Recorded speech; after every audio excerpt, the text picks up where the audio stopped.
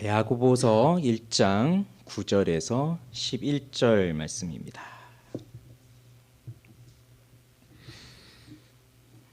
길지 않으니까요. 우리 같이 한번 읽어보겠습니다. 자, 9절에서 11절 같이 읽겠습니다. 낮은 형제는 자기의 높음을 자랑하고 부한 자는 자기의 낮아짐을 자랑할지니 이는 그가 풀의 꽃과 같이 지나감이라. 해가 돋고 뜨거운 바람이 불어 풀을 말리면 꽃이 떨어져 그 모양의 아름다움이 없어지나니 부한 자도 그 행하는 일에 이와 같이 쇠잔하리라. 아멘. 기도하겠습니다. 하나님 아버지 감사합니다. 수요일 저녁입니다.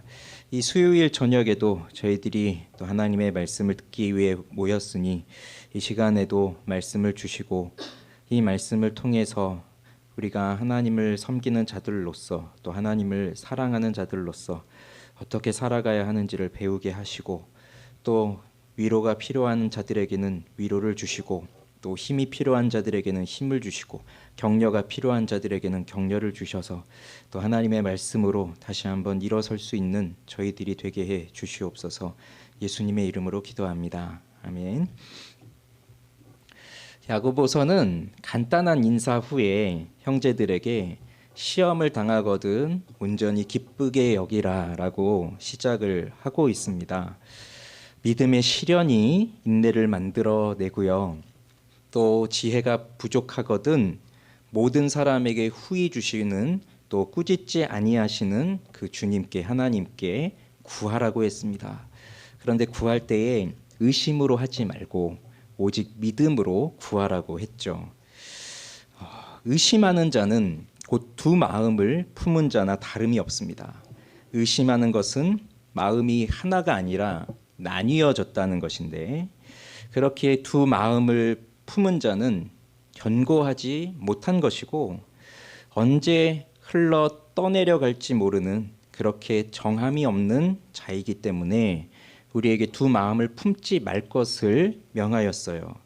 그런 다음 8절에서 12절로 가보면 시험을 참는 자는 복이 있나니 라고 이렇게 이어지고 있으니 그렇게 8절에서 12절로 바로 연결이 돼도 문맥상 크게 이상할 것이 없는 그런 흐름인데 그런데 오늘 이 9절에서 11절을 보면 왠지 시험에 관한 이야기가 나오다가 좀 전혀 다른 얘기를 하고 있는 것 같은 그러한 분위기예요. 그렇지만 의심하지 말아라 라고 할 때 또 두 마음을 품지 말아라 라고 하고 있는데 의심하게 되는 이유, 두 마음을 품게 되는 이유, 즉 마음이 예수님 한 분께 고정되어서 예수님 한 분께로만 향하여야 하는데 이 마음이 둘로 나뉘어지는 그 이유가 무엇인가? 그래서 사람들이 왜 이토록 견고한 신앙생활을 하지 못하고 이리저리 흔들리고 요동하는 그렇게 흘러 떠내려가는 신앙생활을 하고 있는가? 그 이유를 사실 오늘 본문이 잘 가르쳐주고 있습니다. 9절 10절을 다시 한번 같이 읽어볼게요. 9절 10절입니다. 낮은 형제는 자기의 높음을 자랑하고 부한 자는 자기의 낮아짐을 자랑할지니 이는 그가 풀의 꽃과 같이 지나감이라. 그러면 9절과 10절을 보면요. 자, 낮은 형제가 나오고 부한 자가 나오죠. 그리고 자기의 높음을 자랑하고 자기의 낮아짐을 자랑하고 이렇게 나옵니다. 그러면 낮은 형제라고 하면 그 다음에는 높은 형제 이렇게 나와야 맞을 것 같고 또 뒤에 부한 자라고 나왔으면 이 앞에는 가난한 자 이렇게 나와야 맞을 것 같죠. 자, 그래서 이 낮은 형제라고 했을 때 이 낮은이 무엇을 의미하느냐? 여기 쓰여진 이 낮은이라고 하는 단어는 겸손한이라는 뜻을 가지고 있어요. 비천한, 겸손한 뭐 이런 뜻을 가지고 있는 단어인데 그래서 10절에 있는 부한 자, 부한, 부요한 이거하고 이제 비교를 해보면 대조를 해보면 이 낮은 자는 그냥 단순히 겸손한 자를 말하는 것이 아니라 가난한 자를 말하고 있다고 볼 수가 있죠. 부요한 자하고 대조되고 있으니까요. 그래서 이 낮은 형제라고 이렇게 표현을 한 것은 사회적으로나 경제적으로 비천한 그리스도인을 말하고 있는 겁니다. 그러니까 형제라고 하고 있으니까 우리 교회 안에 들어와 있는 우리 같은 그리스도인인데 가난한, 그러니까 사회적으로도 그렇고 경제적으로도 그렇고 굉장히 비천하고 낮은 지위에 있고 돈이 없는 가난한 그러한 우리 형제들 그리스도인들을 가리키고 있는 거예요. 그러면 뒤에 나오는 부한자는 당연히 이제 물질적 재산을 많이 소유하고 있는 부자를 뜻하고 있는 거죠. 당시 교회의 상황을 보면 물질에 대한 문제로 교회 안에서 어려움이 많이 있었던 것 같습니다. 2장에 보면 회당에 어떤 사람이 금 가락지를 끼고 아름다운 옷을 입고 들어와요. 또 한쪽에서는 남루한 옷을 입고 들어와요. 그랬을 때 이 회당에 있는 사람들이 어떻게 하느냐? 아름다운 옷을 입고 들어오는 금가락지를 끼고 들어오는 사람은 딱 봐도 부자니까 그 부자는 눈여겨보는 거예요. 부자가 우리 교회에 오는구나. 그러면 그 부자가 들어올 때 맞아 나가서 인사하면서 안내를 하면서 아주 좋은 자리로 여기 앉으십시오 하고 아주 좋은 자리로 그렇게 안내를 해주고, 남루한 옷을 입고 오는 가난한 사람은 뭐 오든지 말든지 관심도 없고, 뭐 성경에 여기 2장에 나오는 말씀에 보면 뭐 서 있든지 앉든지 네가 알아서 해라. 앉으려면 너 저기 저 끝에 내 발등상 밑에는 앉아라. 뭐 이런 식으로 지금 표현이 되고 있어요. 그렇게 했다는 거죠. 지금 교회 공동체 안에서 그런 일들이 빈번하게 일어나고 있다는 것이고, 또 야고보서 5장에 보면 부자들에게 주는 경고가 또 나오고 있거든요. 그러면서 그 부자들에게 너희 재물이 썩었다, 너희 옷이 좀 먹었다, 너희 금과 은이 다 녹슬었다 이렇게 말하면서 너희 밭에서 일한 사람들에게 너희들이 삭슬 주지 않는다. 그러니까 부자들의 그 욕심을 말하면서 그 부자들이 가지고 있는 그 재산에 대해서 그리고 그런 부자들의 아주 부도덕한 행태에 대해서 경고해주는 말씀이 5장에 나오고 있어요. 그런 것들을 보면 이 짧은 야고보서의 편지 안에 지금 뭐 1장, 2장, 5장에 걸쳐서 이렇게 물질에 대한 부분을 다루고 있다는 것은 이 당시 교회가 이런 물질적인 문제로 어려움이 있었다는 것이죠. 자, 그런 것을 본다면 특히 이 부자들 같은 경우는 도덕적으로 부정한 방법을 사용해서 돈을 번 사람들이 많이 있는 겁니다. 그런데 그것이 그 당시 사회인 거죠. 뭐 오늘날도 정당한 방법으로 돈을 번 사람들이 얼마나 있을까 싶지만은 다들 이렇게 부정한 방법들을 많이 써서 재산을 많이 불리잖아요. 자, 그런 시대 속에서 또 살아가고 있는 거예요. 그런 시대에 교회가 세워져 있는 거예요. 그리고 교회 안에 들어온 사람들은 결국 또 누굽니까? 그런 시대에서 살아가고 있는 사람들이 교회에 들어온 거거든요. 그러면 그 시대라고 하는 것 자체도 지금하고 또 다른 거는 그 당시는 출생이라고 하는 그런 신분, 계급 이런 것들이 있었으니까 뭐 출생서부터가 좋은 신분이 아니고 또 부모에게서부터 재산을 물려받지를 못했고 가난한 자로 태어났고 심지어 노예로 태어났고 그렇게 태어났다면 평생 가난한 자, 평생 노예 이렇게 사는 그러한 시대였으니까 그렇게 사회 속에서 돈이 없는 사람들은 돈이 없는 대로 차별을 당하고 돈이 많은 사람들은 또 돈이 많은 것으로 인해서 또 차별을 받는 거죠. 그것이 교회 안으로 그대로 들어왔다고 해보십시오. 그래서 교회 안에서 부자도 있고 가난한 사람도 있고 그런데 그 성도들끼리 서로 차별하고 있다면 그건 시대의 정신이 그대로 교회로 들어오게 된 거예요. 물질로 모든 것을 판가름하는 그런 그 시대의 정신이 교회 속에 들어와 있다는 걸 보여주는 겁니다.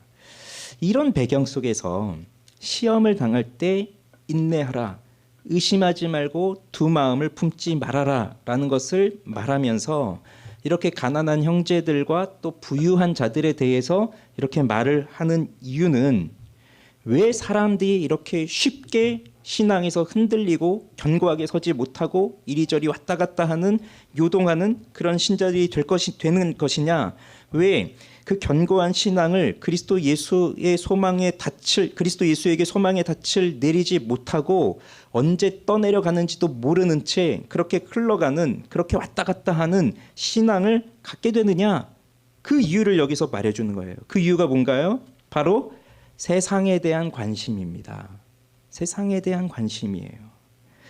예수님 한 분에게로 향해야 할 그 마음이 두 마음으로 나뉘는 것은 세상에 대한 생각이 들어온 거예요. 세상에 대한 관심이 우리 마음에 들어왔기 때문에, 그리고 그 세상에 대한 생각을 가장 확실하게, 그리고 우리 살면서 가장 실제적으로 보여주는 것이 바로 물질이거든요. 물질, 돈의 문제. 그리고 이 물질, 돈, 이걸 생각하다 보면 우리는 염려로 빠지고 또는 세상에 대한 사랑으로 빠지게 됩니다. 우린 세상에서 살고 있어요. 세상 속에서 살아가고 있어요. 우리는 세상을 떠나서 하늘 위에서 둥둥 떠다니면서 사는 존재들이 아닙니다. 그러니 우린 여기서 이 세상 속에서 먹고 잠을 자고 입고 또 배우고 일도 하고 뭐 여가 활동도 보내고 뭐 이런 모든 일들을 우리는 이 세상 안에서 하고 있고, 그리고 세상의 사람들과 함께 같이 하면서 살아가고 있어요. 우리가 세례 요한과 같이 특별한 사명을 받아서 어릴 때부터 빈들로 나가서 낙타 털옷 입고 메뚜기 잡아먹고 그런 사람이 아니라고 한다면, 우리는 세상에서 세상의 것을 누리면서 살아가는 것이 지극히 당연한 일이니, 그러니 세상을 향한 관심, 세상에 대한 관심은 어찌 보면 너무나 당연한 일이죠. 그러니까 세상에 대해서 관심을 갖지 않는 것 자체도 이상한 거예요. 그러니 생각을 해보십시오. 우리나라는 또 왜 계절이 이렇게 자꾸 바뀌는지. 계절이 바뀌면 우리 어떻게 해야 돼요? 계절 바뀌면 뭘 또 바꾸셔야 돼요? 옷을 바꾸셔야 되죠. 그 옷을 바꾸려고 하니까 또 왜 이렇게 하필이면 유행은 빨리빨리 바뀌는 거예요? 그러면 계절도 바뀌고 유행도 바뀌면 또 우리 눈엔 자꾸 뭐가 들어옵니까? 새로운 유행에 또 그 계절에 맞는 옷이 눈에 들어오는 것이고, 아이들을 키우는 분들은 아이들이 쑥쑥 자라잖아요. 그러면 그냥 옛날 옷 하나 가지고 살아갈 수 없으니 또 자라나는 그 아이들의 신발이니 옷이니 또 바뀌는 계절마다 또 그 유행에 따라서 그런 걸 다 사줘야 되고 하는 이런 일들이, 우리가 뭔가 특별한 악한 마음을 품고 세상을 향한 극진한 관심을 갖고 어떻게 하면 세상에서 잘 살아볼까 하는 그 노력으로 하고 있는 관심이 아니라 그냥 저절로 이루어지는 일들이잖아요. 계절이 바뀌고 아이들은 크고 유행은 또 가고, 그러니 그 흐름에 또 맞춰야 되고, 뭐 이렇게 살아가고 있으니 뭐 세상에 관심을 둘 수밖에 없어요. 나는 그런 거 전혀 관심 없다. 내 아이들이 뭐 세상에서 전혀 뭐 유행에 뒤떨어지는 것을 입히든 상관없다. 그건 내 마음이고, 근데 우리 아이들은 그런 거 입으면서 아이들의 마음은 또 다를 수 있잖아요. 그런 걸 또 하나하나 맞춰가야 되니 얼마나 우리는 또 이 세상에 대해서 생각을 할 수밖에 없지 않습니까? 그런데 이 모든 것들이 돈과 관련되지 않은 것이 없어요. 그러니 보세요. 왜 좋은 걸 사주고 싶지 않겠어요? 그리고 나도 좋은 걸 챙기고 좋은 걸 사고 입고 먹고 그러고 싶겠죠. 쉽죠. 그런데 할 수가 없잖아요. 우리가 가진 건 제한적이니까. 그래서 돈 없이, 돈 걱정 없이 모든 걸 다 하면서 살 수 있는 사람이 뭐 몇 명이나 되겠습니까? 우리 중에. 여기 계신 우리 모두는 다 아닙니다. 네. 여러분은 다 믿음이 좋으신 분들이라 자족함을 배우셔서. 그러니 이 세상을 살아가는 모든 사람들에게는 물질은 없어서는 안 될 너무나도 중요한 자원이고, 그래서 당연히 관심을 갖고 살아가는 건 맞아요. 맞는데, 그러나 우리는 그 물질의 노예가 되어서는 안 된다는 거예요. 노예가 되어서는 안 된다는 거예요. 적당한 관심도 갖고 거기서 살아야 되죠. 또 하나님이 그런 걸 또 누리라고 주신 것이니까. 그런데 노예가 되어서는 안 됩니다. 돈은, 물질은 그 자체로 보아서는 선한 것도 아니고 악한 것도 아니에요. 그렇지만 내가 그 돈을 가지고, 그 물질을 가지고 내가 무엇을 하느냐, 내가 어떻게 살아가고 있느냐, 이것을 보면 내가 무엇을 가장 소중히 여기는지, 내가 무엇을 가장 가치 있게 여기는지 그것을 볼 수가 있어요. 그러니 중요한 것은 돈이 아니라 그 돈을 사용하는 그 사람의 마음입니다. 그 사람이 어떠한 사람인가. 그래서 부자라고 해서 모두가 다 돈을 사랑하는 거 아니에요. 가난하다고 해서 모두가 다 돈에 관심이 없는 게 아닙니다. 어쩌면 가난하기 때문에 돈을 더 사랑하기도 하고 어쩌면 부자이기 때문에 돈에 대해서 초연할 수도 있는 거예요.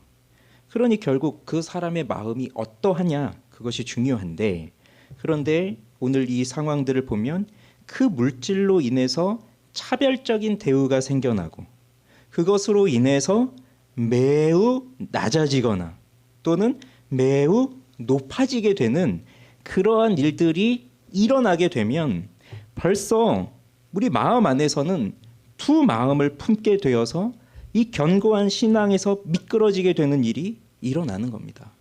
그렇기 때문에 오늘 우리는 이 말씀을 귀담아 들어야 해요. 자, 당시 가난한 사람들은 교회 안에서도 어떠한 대우를 받았냐면 차별적 대우를 받았어요. 그래서 아까 2장 내용을 잠깐 말씀드린 것처럼 이 가난한 사람들이 편하게 사는 게 아니잖아요. 뭐 이 당시 가난한 사람들이 아마 노예도 있었을 것이고 아무튼 힘들게 일하면서 사는 사람들이었을 테니까 그들이 예배 현장에 나옵니다. 아주 힘겹게 나왔는데 반갑게 반겨주는 사람도 없고 자리도 내주지 않아요. 그래서 모인 공동체 속에 사람들이 많다고 하면 자리가 없잖아요. 그런데 자리가 없으니까 그냥 저기 어디 구석에 앉은 거예요. 근데 의자도 없어요. 그래서 그냥 바닥에 쭈그리고 앉든지 그렇게 앉는 거예요. 그런데 누가 내 뒤에 들어오는데 보니까 부자예요. 근데 이 사람을 보면 평소에 행실도 그리 좋지 못한 것 같고 신앙도 그리 깊은 것 같지도 않아요. 그런데 그 사람이 딱 나타나자마자 교회의 모든 직분을 가진 사람들이 다 달려와서 어서 오세요 하고 인사하면서 자 여기 자리를 마련해 놨습니다. 맨 앞에 데리고 가면서 이 좋은 자리 딱 앉히는 거예요. 그러면서 물도 한 잔 드십시오 하고 물도 쫙 떠다 주고 가만히 있고, 그럼 나는 저 뒤에서 쭈그리고 앉아 있는데 이 사람은 부자라는 이유 때문에 딱 앉고 등도 딱 기댈 수 있고 그렇게 편하게 앉는 거예요. 그러한 차별적인 대우가 이렇게 일어나고 있으니 그 가난한 사람들, 그 공동체에서 이 가난한 사람들이 겪는 그 비천함, 그 낮음, 이것이 얼마나 안타까운 상황입니까? 사실 교회는 이렇게 빈부의 격차를 놓고 차별을 해서는 안 되는 공동체이지만 당시 이런 모습이 있었다는 거예요. 이 교회 안에서, 이 공동체 속에서. 그래서 야고보 사도는 가난한 자들에게 이렇게 명하는 겁니다.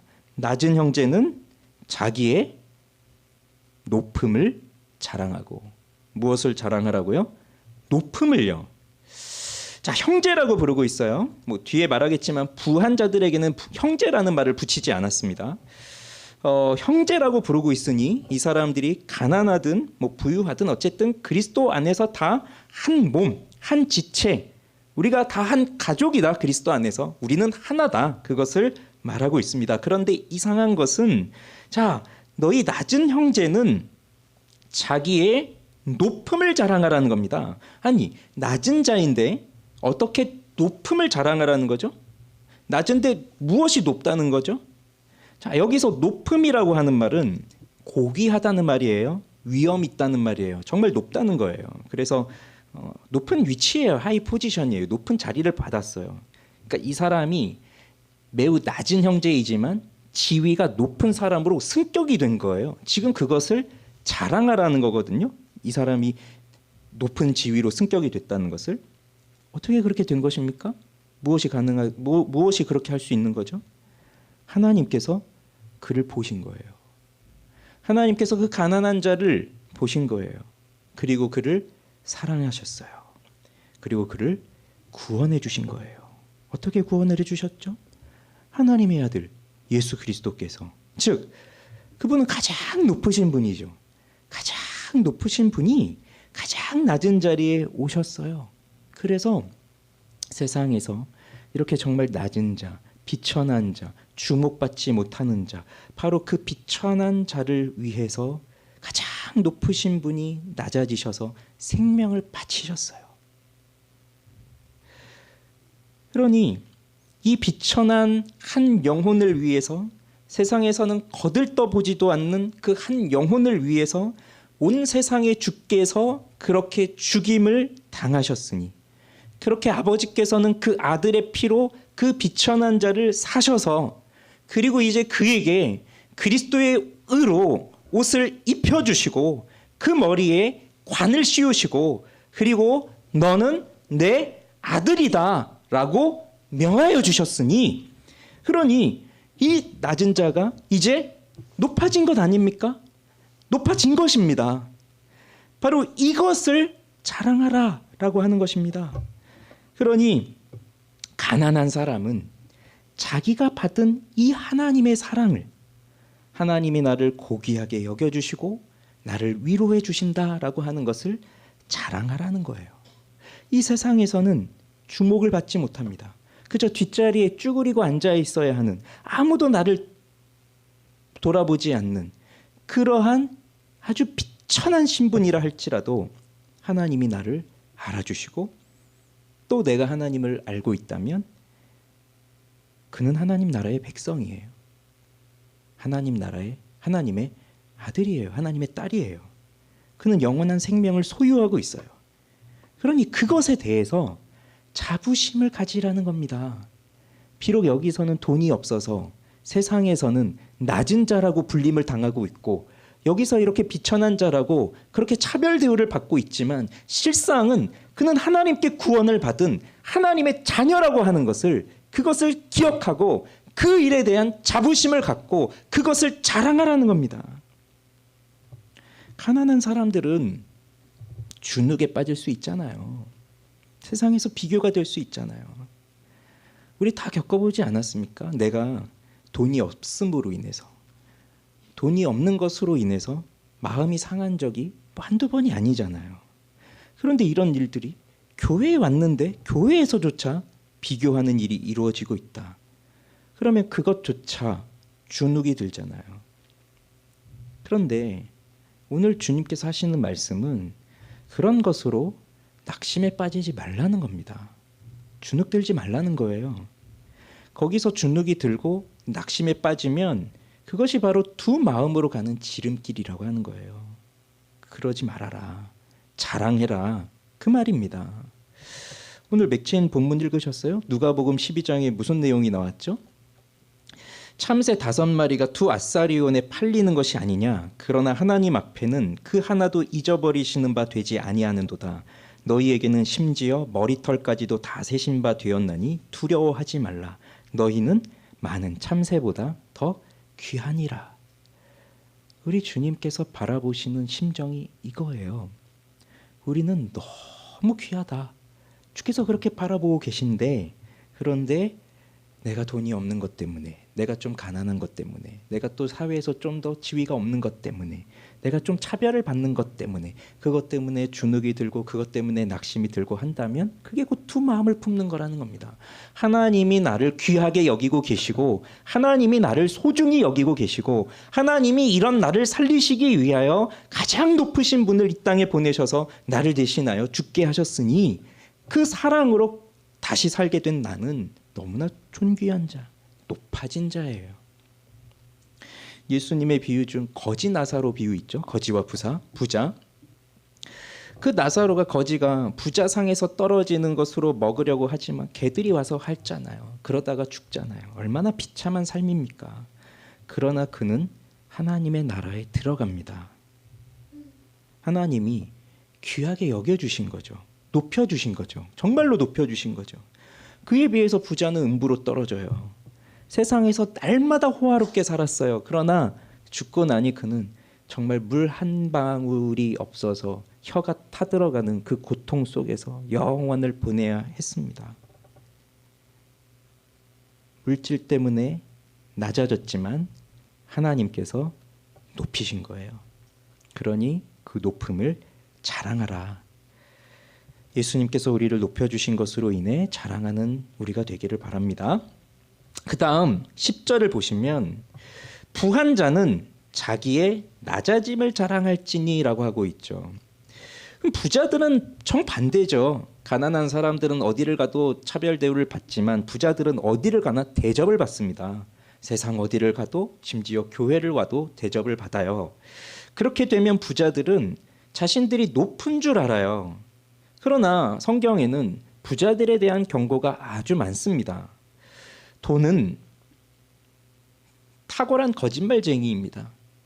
그래서 돈만 있으면 모든 것이 다 해결된다라고 하는 그 착각을 우리에게 불러일으켜요. 대단한 거짓말이죠. 그래서 하나님만이 주실 수 있는 것도 내가 돈을 가지고 있으면 다 얻을 수 있다. 이런 생각을 하면서 살게끔 만듭니다, 우리를. 그래서 돈이 없는 사람은 그래서 어떻게든 돈을 가져보려고 하는 것이고, 돈이 많은 사람은 돈이 많기 때문에 자기도 모르게 마음이 높아지는 거예요.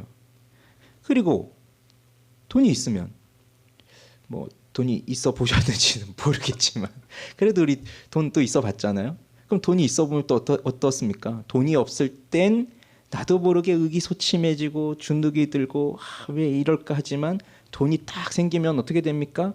자신감이 생기고 뭐든지 할 수 있을 것 같고 그런 자만감도 생기고 그렇게 되잖아요. 그게 돈이에요.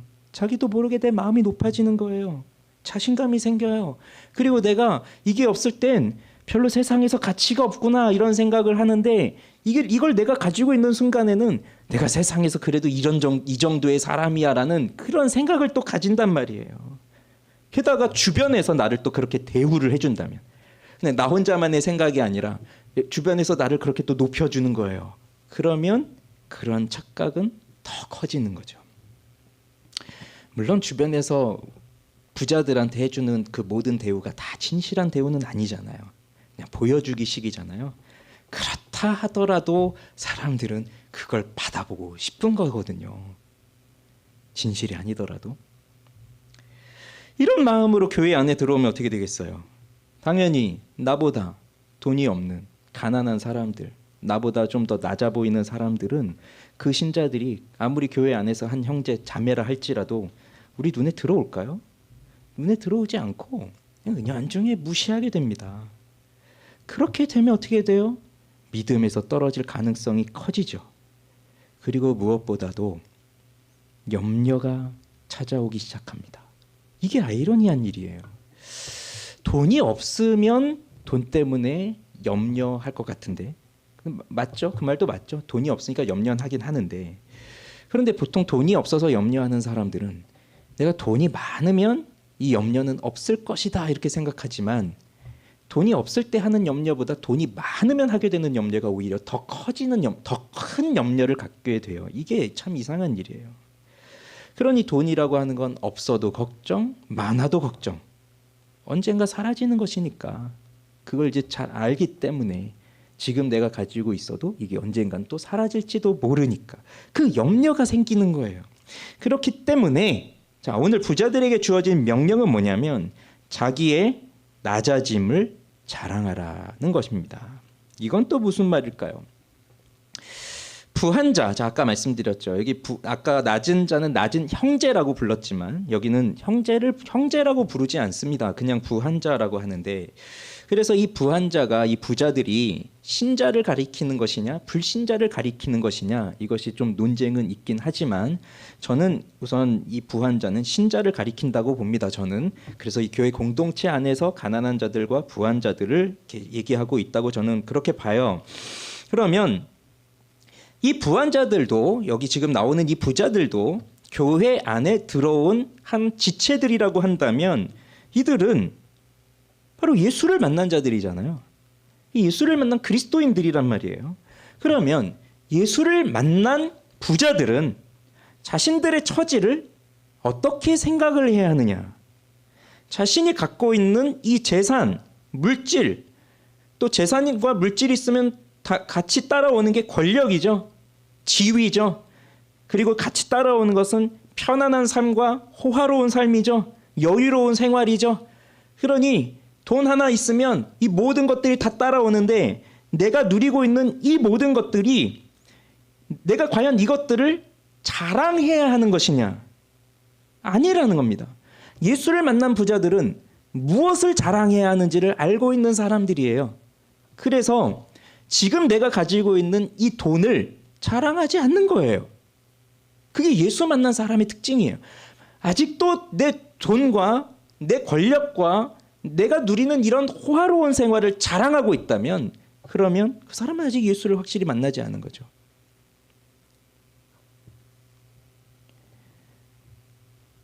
그래서 이 물질로 인해 주어진 사회적 지위, 세상적 위치 이런 것을 자랑하거나 이것 때문에 거만해지거나 그렇지 않는다는 것을 예수를 만난 부자들은 알고 있는 거예요. 그러니 이러한 사람들은 더욱더 어떻게 해야 할까요? 낮아져야 되죠. 낮아져야 되는 거예요. 어떻게 해요? 이게 복음이에요. 그래서 복음은 아까 가난한 자들은 높아졌다고 했잖아요. 이게 복음이 준 정체성입니다. 세상에서는 그 예수를 만나지 못한 사람들은 아무리 이런 걸 얘기를 해도 이해할 수 없는 부분이에요. 뭐 예수를 만났다고 해서 무슨 높아지냐? 그렇지만 복음은 그것을 가능하게 하거든요. 복음으로 자기가 누구인지를 보게 되면 내가 이렇게 돈이 없어서 비록 비천하지만 나의 본래의 신분은 이렇게 높아진 자다라는 것을 갖게 되듯이 부자도 마찬가지입니다. 복음을 경험하게 되면 내가 비록 이 세상에서 부유하고 지위도 있고 뭐 재산도 있고 위치도 있지만 그러나 내가 복음을 경험하니 나는 이렇게 높은 사람이 아니구나라는 것을 깨닫고 자신은 계속해서 낮아져야 되는 존재라는 것을 알게 되는 거거든요. 그게 복음이에요. 그런 이건 억지로 할 수 있는 게 아니에요. 낮은 자여 자기의 높음을 자랑하라. 부한 자여 자기의 낮아짐을 자랑하라. 이건 억지로 할 수 있는 게 아니에요. 무슨 투두 리스트를 만들어서 이것 체크해 나가면서 이렇게 하면 내가 이 경지에 이르겠지 그런 것이 아니에요. 이건 복음의 능력이에요. 복음이 가져다 준 능력이에요. 그래서 이 복음을 경험하지 못했다면 내가 가지고 있는 재산으로 인해서 나는 다른 사람보다 더 높다라고 하는 교만과 우월함을 가지고 살아가겠지만 복음을 경험하면 나는 절대로 그런 존재가 아니다라는 것을 깨닫고 내려와요. 낮아지는 거예요. 그리고 뭘 자랑해야 되는지를 정말로 아는 거예요. 그러니 내가 가진 모든 것이 내가 잘나서 가진 것이 아니구나. 나의 노력과 나의 업적으로 인해서 내가 내 성취로 누리는 것이 아니구나. 이런 것을 알게 돼요. 이 모든 것이 하나님이 주신 것이구나. 그리고 하나님이 또 하나님의 영광을 위해서 사용하도록 주신 것이구나. 그것을 알게 되는 거예요. 오늘 새벽에 보았던 그 백부장 있잖아요. 백부장이니까 뭐 그렇게 높은 귀족도 아니지만 그러나 이 피지배층의 사람들이 볼 땐 그래도 기득권이잖아요. 부자죠. 그러니 뭐 회당도 지어주고 뭐 했다고 했잖아요. 그가 예수를 자기의 집으로 부르는데 나중에는 우리 집에 모실 만한 합당치가 않습니다. 나는 주님을 만나기에 합당치 못한 자입니다. 그렇게 변화되잖아요. 그러니 처음에는 내가 얼마든지 예수를 부르면 그는 나에게로 와야 되고 그렇게 동등하게 보는 거예요. 내가 부르면 오셔야 되고 내가 뭘 요청하면 그분은 당연히 해주셔야 되고 그렇게 생각을 하고 있었는데 그만큼 높은 위치에 자기 자신을 높은 위치에 예수님과 동등된 자리에 자기를 두고 있었지만 근데 예수님이 오시는 것을 딱 알게 되니까 예수님을 정말 예수님이 누구인가라는 걸 정말 알게 되니까 나는 예수를 부를 수 있는 사람이 아니구나. 예수님이 우리 집에 오실 수 있는 분이 아니구나. 나는 그분에게 무엇을 요청할 만한 존재가 되지를 못하는구나. 합당하지 못한 자이구나라는 것을 깨닫거든요. 그러면서 말씀만 하십시오. 그러면 낫습니다. 그 고백을 하잖아요.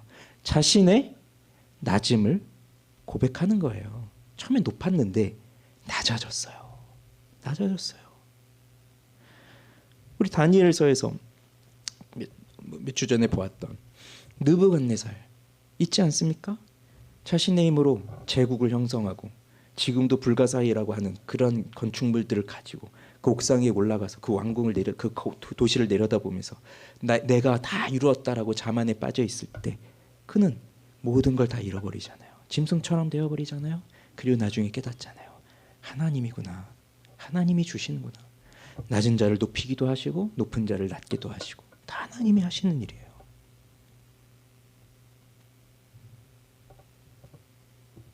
그런데 이 자신의 낮아짐을 가장 잘 보여주신 분이 계신데 바로 우리 주 예수 그리스도십니다. 고린도후서 8장 9절은 우리 주 예수 그리스도의 은혜를 너희가 알거니와 부요하신 이로써 너희를 위하여 가난하게 되심은 그의 가난함으로 말미암아 너희를 부요하게 하려 하심이라. 자, 예수 그리스도는 부요하신 분이죠. 아니, 이 땅에 살고 있는 그 어떠한 부자, 누가 부자죠? 일론 머스크? 또 누가 부자죠? 뭐 그런 사람들하고 비교할 수 없는 부자이시죠. 모든 걸 창조하신 분, 모든 걸 주권으로 다스리시는 분. 그런데 그 부유하신 분이 가난해지셨어요. 어떻게? 성육신 하셨죠. 아기로 오셨죠. 마구간에서 태어나셨죠. 구유에 누이셨죠. 가난해지셨어요. 그리고 어떻게 해요? 고난을 받으셨어요. 그리고 어떻게 해요? 십자가에서 죽으셨어요. 그것이 그 가장 부유하신 그분이 가난해지신 거예요. 근데 왜 가난해지셨습니까? 고린도서 8장 9절에 의하면 그의 가난함으로 말미암아 너희를 부요하게 하심이라. 우리를, 정말 가난한 우리를 부요하게 하시기 위해서 진짜로 부유하신 그분이 가난해지신 거예요. 그리고 그분이 가난해지셨기 때문에 우리는 부유해진 거예요. 이걸 이루신 분이 우리 주 예수 그리스도이십니다.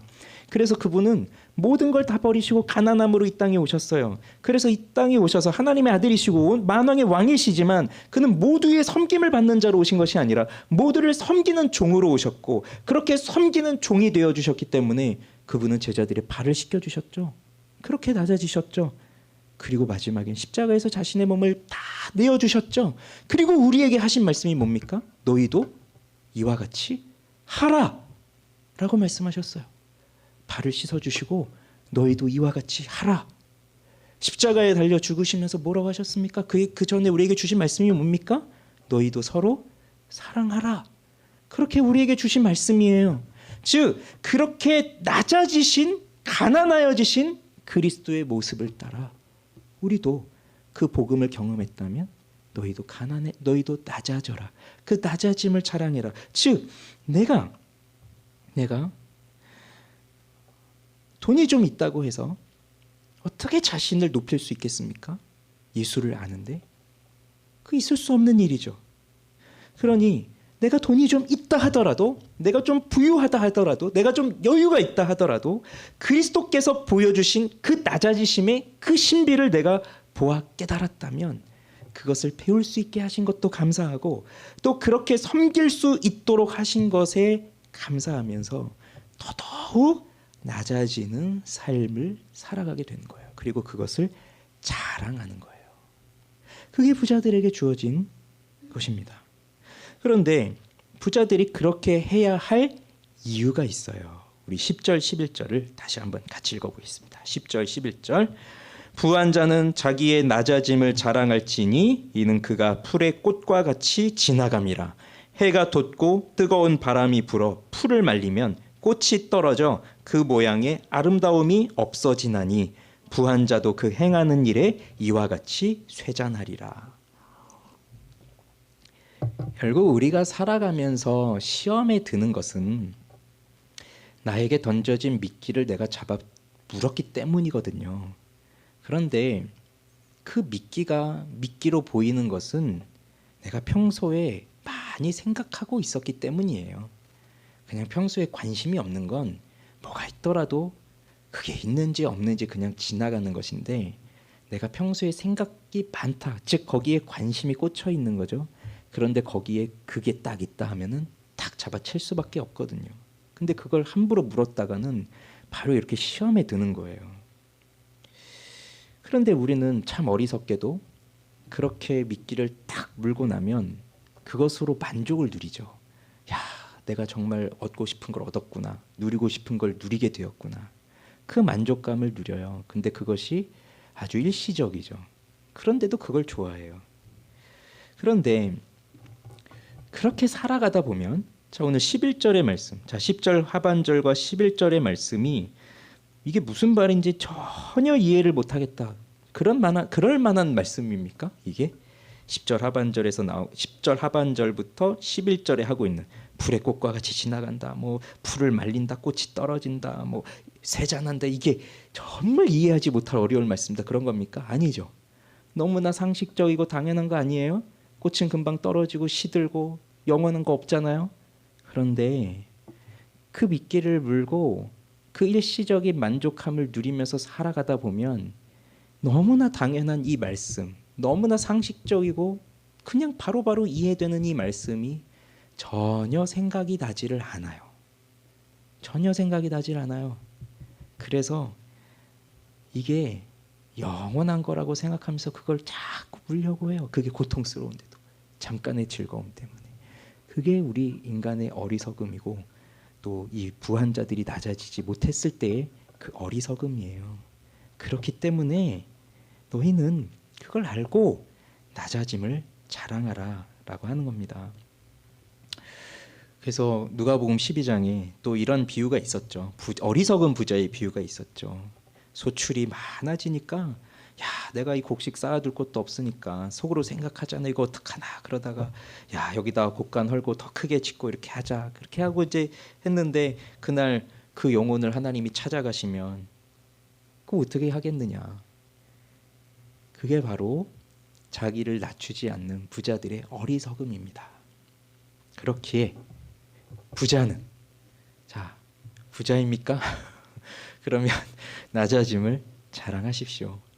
가난한 자들과 함께 이 공동체를 이루어서 교회를 섬길 수 있음을 자랑하십시오. 그게 부자에게 주어진 또 명령입니다. 말씀을 맺을게요. 야고보 사도는 돈으로 인해서 생긴 시험, 곧 돈이 없어서 가난함으로 겪게 되는 시험과 또 돈이 너무 많아서 겪게 되는 시험에 대해서 대처하는 방법을 말해줘요. 자, 여기서 주목해 볼 건 이거죠. 가난도 부유함도 둘 다 시험이 된다는 거예요. 돈이 없어서도 시험이 되고 돈이 있어도 시험이 된다는 거예요. 그때의 그 시험에 대처하는 올바른 방법은 바르게 자랑하는 것이다. 바르게 자랑하는 것. 그래서 가난한 자들은, 낮은 자들은 자기의 높음, 즉 하나님께서 나를 이렇게 높여주셨구나, 그걸 자랑하는 것이고, 부유한 자들은 자기의 낮음을, 이렇게 우리도 예수 그리스도처럼 낮아져서 섬겨야 되는구나, 그것을 자랑하라는 겁니다. 데이비드 깁스는 이렇게 말합니다. 들어보십시오. 나의 낮음으로 인해 하나님이 예수님 안에서 나를 하늘로 높이셨고 하늘에서 나를 그분과 함께 앉히셨다는 사실을 자랑하지 못한다면, 또한 재정적 압박으로 인해 나의 낮음을 자랑하지 못한다면 한 발은 현세에 다른 발은 내세에 딛고 있는 것이다. 나는 나뉘어 있다. 내가 소유한 부 때문에 그리스도의 비천한 십자가와 영원히 지속될 것을 자랑하지 못한다면 나는 하나님과 친구이지만 동시에 세상과의 우정을 키우고 있을지 모른다. 나는 나뉘어 있다. 돈이 없어도 두 마음을 품을 수 있고 돈이 많아도 두 마음을 품을 수 있어요. 중요한 건 예수 안에서 내가 누구인가 하는 것을 깨닫는 겁니다. 그래서 교회에서 자, 가난한 자, 부자 서로 차별이 있다. 그러면 누구를 먼저 내보내야 됩니까? 가난한 자를 내보내면 교회가 안정이 됩니까? 아니면 부자를 내보내면 교회가 안정이 되나요? 그런데 이런 식으로 해결할 수 없죠? 왜 그렇습니까? 부자도 가난한 자도 모두 예수 그리스도 안에서 구원받아야 할 사람들이기 때문에 그렇죠. 부자라서 구원의 기회에서 배제가 된다. 그것도 차별이죠. 가난하기 때문에 구원의 기회에서 배제된다. 그것도 차별이죠. 교회는 이 문제를 해결하기 위해서 그럼 부자들을 내쫓아야 된다. 아니 가난한 자들을 내쫓아야 된다. 그렇게 해결할 수 없는 거예요. 교회는 부자도 있고 가난한 자도 있습니다. 그런데 우리의 믿음을 뭘로 자랑하겠습니까? 부자가 되면 내가 믿음이 크다는 것을 자랑하겠습니까? 아니면 내가 가난한 것으로 인해서 내 믿음이 크다는 걸 자랑하겠습니까? 믿음이 좋은데 부자일 수 있고 믿음이 좋은데 가난할 수 있어요. 그렇기 때문에 올바르게 자랑하는 것, 그것이 중요한 것이에요. 올바르게 자랑하는 우리 모두가 되기를 바랍니다. 기도하겠습니다.